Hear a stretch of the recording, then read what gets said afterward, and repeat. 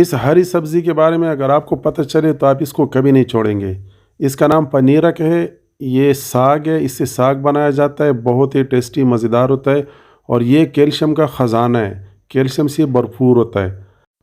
اور عرب کے کچھ ممالک میں اس کو بطور سلاد استعمال کیا جاتا ہے کیلشیم پورا کرنے کے لیے،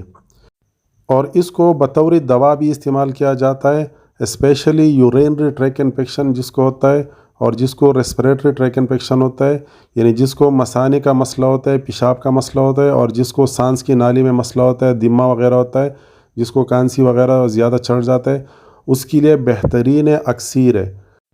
کانسی اور سانس کے مسئلے کے لیے اس کا کہوہ بنایا جاتا ہے، اور یورینری ٹریک انفیکشن کے لیے اس کو ابال کے اس کا پانی اور ساتھ میں اس کا سبزی کھایا جاتا ہے، اور اس کا ساگ بنایا جاتا ہے۔ ساگ اس کا بہت لذیذ ذائقہ دار ہوتا ہے اور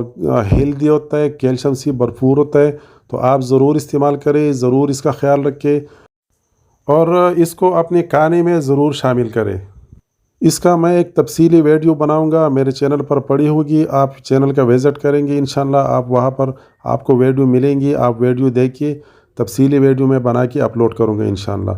کہ اس کے کتنے فائدے ہیں اور کب اس کو استعمال کرنا ہے اور کیسے استعمال کرنا ہے۔ شکریہ، اللہ حافظ۔